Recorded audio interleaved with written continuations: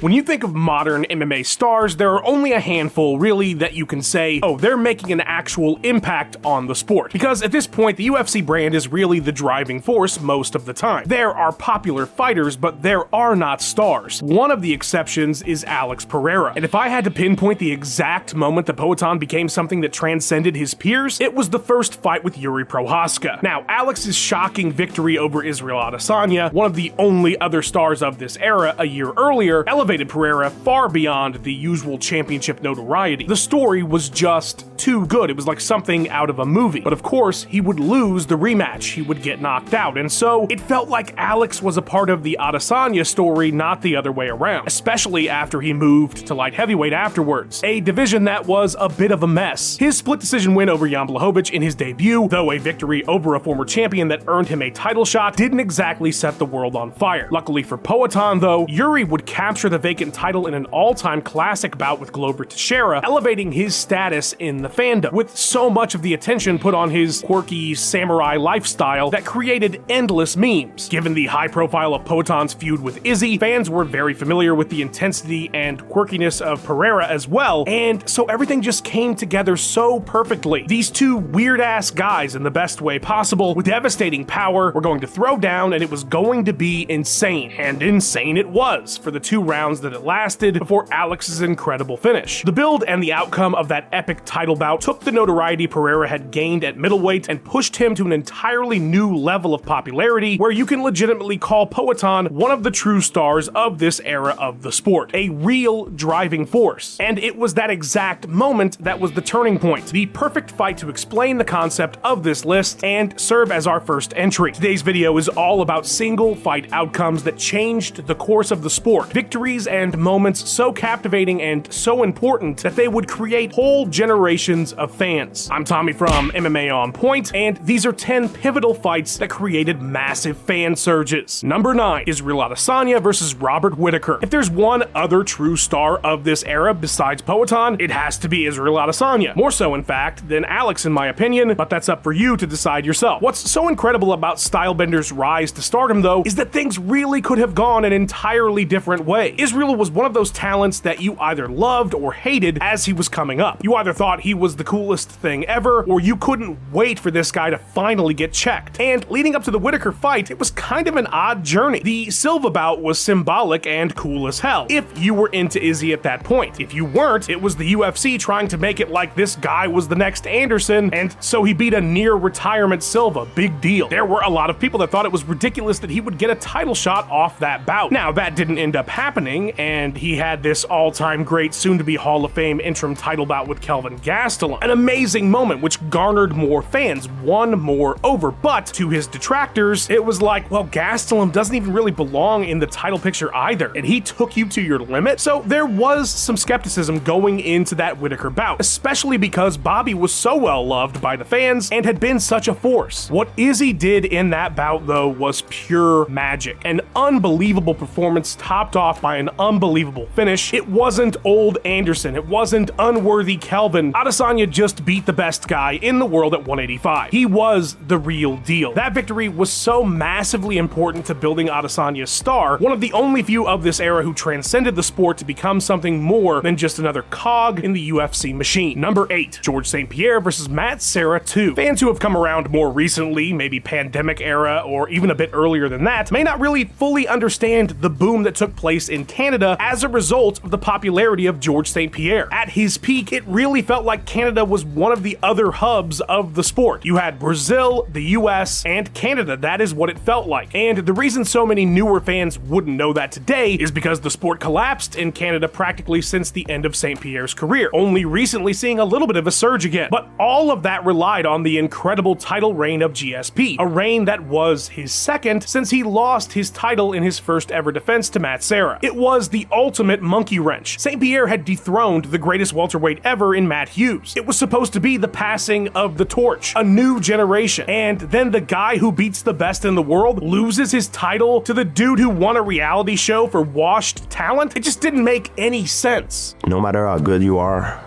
and how well you're doing, you always at one mistake to lose everything.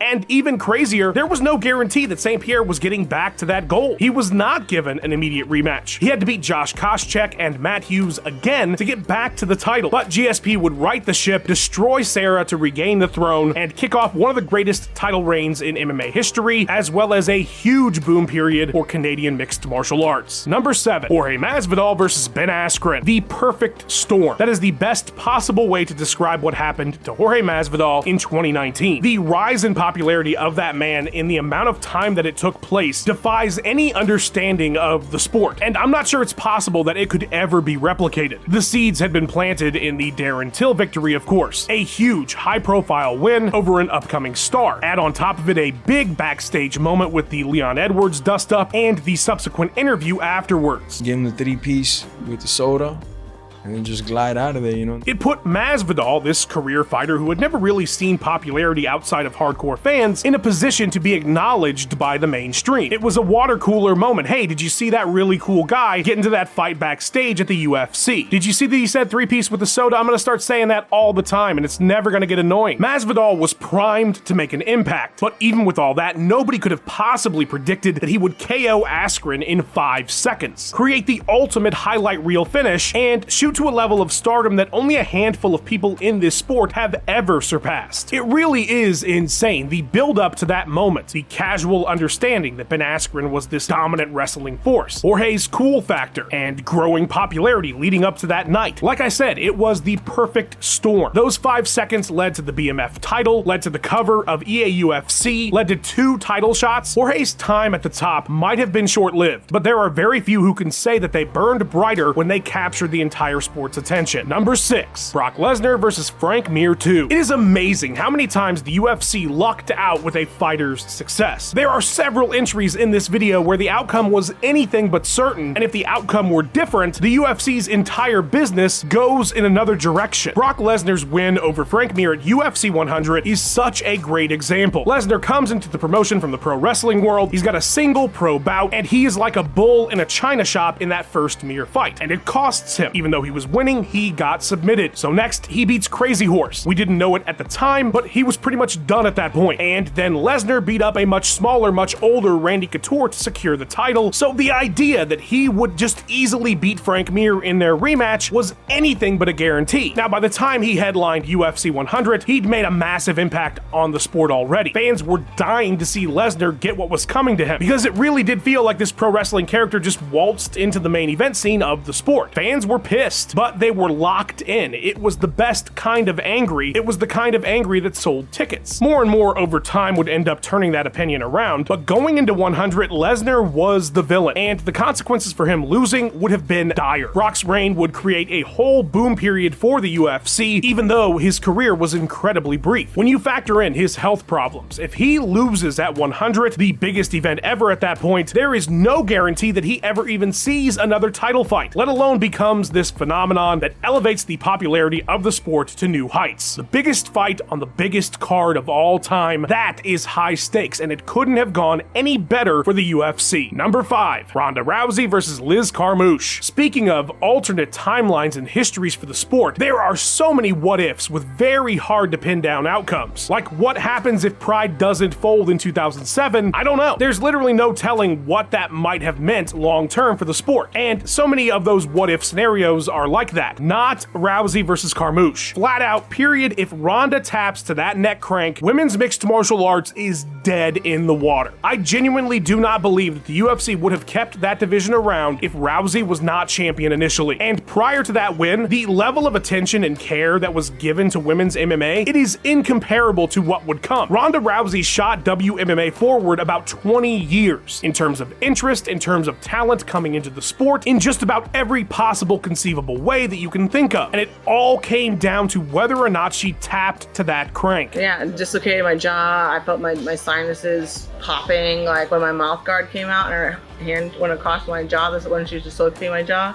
But of course, she did not, and would go on to earn that victory and create a mainstream popularity of mixed martial arts that had never been seen before and has only ever really been surpassed by Conor McGregor. Had Ronda failed that night, nobody would have really known just what was lost. But getting to look back at it from 2025, there are few fights that had more on the line than that one. Number 4, Forrest Griffin versus Stephan Bonnar. This might be the most mythologized fight in the history of the entire sport, but for all of the accolades, the documentaries, the speeches, it really was such a fundamental key to the death of the dark age the sport had found itself in the United States. The UFC was always going to be the only entity that could sustain the sport in the US. When you look at the circumstances surrounding the sport in 2005, there was not a soul around that was willing to sink tens of millions of dollars into a fad sport from the early 90s that the vast majority of Americans thought was barbaric. It was the UFC or it was nothing, and the Fertittas considered pulling the plug on the whole operation. So there is no hyperbole in saying that the popularity of The Ultimate Fighter and subsequently the Griffin-Bonnar finale bout literally saved mixed martial arts in the United States. And what's even crazier is that it was entirely dependent on that fight being an absolute banger, even with as well as the latter portion of the first season had done. Without the excitement of that fight, there would have never been enough juice to sustain the UFC, even with a second season of Tough. It was the spark. It was a cultural milestone moment that got so many people who didn't care about fighting into the sport, and all the over-the-top praise that fight gets is entirely warranted. Number 3, Kazushi Sakuraba versus Royce Gracie. These days, it may be a shell of what it once was, but the fight scene in Japan in the early 2000s was the center of the mixed martial arts universe, and you can thank Sakuraba for the massive boom in popularity that the sport would see. Saku's victory over Royce Gracie was something that had been building in Japan since 1993, when Royce won the first ever UFC tournament. The budding fight scene in Japan during that period took note of the Gracie clan and the UFC tournament style. As a result, Rickson would be drawn to Japan to represent the family and win the Vale Tudo Japan 94 and 95 tournaments. The legendary status of the Gracies in Japan would only grow due to the feud between Rickson and Nobuhiko Takada, which would lead to the first ever Pride event and then the existence of Pride as a promotion. To the Japanese audience, the Gracie clan was the pinnacle of the sport, and while they were a driving force that accelerated the growth of MMA in the country, the fans desperately wanted a star of their own that could surpass them. Enter Sakuraba. At Pride 8, he would be the first ever to win an MMA competition against Gracie when he submitted Hoyler, and then, in one of the most epic showdowns this sport has ever produced, he would defeat the legendary Royce Gracie, the spark that led to the entire feud with the Japanese fight scene, the spark for all that growth in the sport in Japan. After 6 15-minute rounds, the Gracie family would throw in the towel, and Saku would become a god in Japan overnight. The massive success of Pride and Japanese MMA all hinged on that one feud, and Sakuraba is why the sport saw a boom period when elsewhere in the world, MMA was pretty much dead. Number 2, Conor McGregor versus Jose Aldo. I'm gonna make a bold proclamation that's really probably not that bold to start this entry and say that if Conor McGregor doesn't win this fight, the UFC never sells for $4 billion to WME IMG. They wouldn't have gotten a number even close to that. The value that was extracted from this one outcome by the UFC is immeasurable, and who could have possibly imagined it would have worked out so well? Look, today Conor ending Jose Aldo's reign in 13 seconds is about as common knowledge as MMA trivia gets, but you have to remember that at the time, going into that fight, Jose Aldo was arguably the greatest fighter in the world, and even with having passed the test of Chad Mendes to earn interim gold, Conor defeating the likes of Aldo was not something that seemed like an inevitable conclusion. The UFC rightly saw the star power that McGregor possessed and pushed him to the moon, but even they had to be thinking that perhaps this magical run was about to come to an end when he stepped into the octagon that night. Unbelievably, it would be the greatest moment of Conor's entire career and set into motion a boom the sport will likely never replicate, peaking not in that moment, but with the 2 Nate Diaz fights, another scenario that just literally fell into the UFC's lap. By the time Conor had become the double champ, the value of the promotion had skyrocketed to a peak that has sustained them essentially ever since. There is only one other fight that you can look at and say was more important to the popularity of the sport, and that is of course number 1, Royce Gracie versus Gerard Gordeau. What's funny is it's not the fight that everybody thinks about when they think of UFC 1, right? That is of course course, Royce versus Ken Shamrock. But truly, the most important outcome came in the finale of that tournament when Gracie faced off with Gordeau, because if Royce does not win that fight, if he does not win that tournament, the likelihood that MMA becomes the phenomenon that it is today drops dramatically. You have to remember that in 1993, the common understanding of the martial arts was that kicky-punchy, gi-wearing types were the thing, right? Karate was massively popular in the US. Bruce Lee, Chuck Norris, this was just part of the zeitgeist. So if Gordeau, one of the most traditional martial artists in the tournament, had won, the novelty of Ultimate Fighting would have faded away quickly. Instead, this slight-looking man with this exotic martial art would come out on top and capture the imaginations of several 100,000 people who ordered that pay-per-view. Royce's victory allowed for more UFC events because there was no guarantee that there was going to be a UFC 2 or a UFC 3. Royce's victory was paramount to the success of mixed martial arts in the US and, as I explained earlier, in Japan as well. Truly, the entire sport's existence likely hinged on Royce Gracie winning UFC 1. So how could that be anything but the top entry? But that pales in comparison to the contributions of the editor of this video, Max Randall. Please follow the man on all his socials and go check out his awesome YouTube channel. All the guy does is make bangers. I want to give a huge thank you to our channel members. Guys, we've restructured memberships. There's a new price, there's exclusive content, early videos. Go check it out. Like and subscribe because you know you want to. This is fun. Leave a comment about any other pivotal moments you thought really boosted fandom in the sport. And thank you so much for watching, guys. I'll see you on the next one.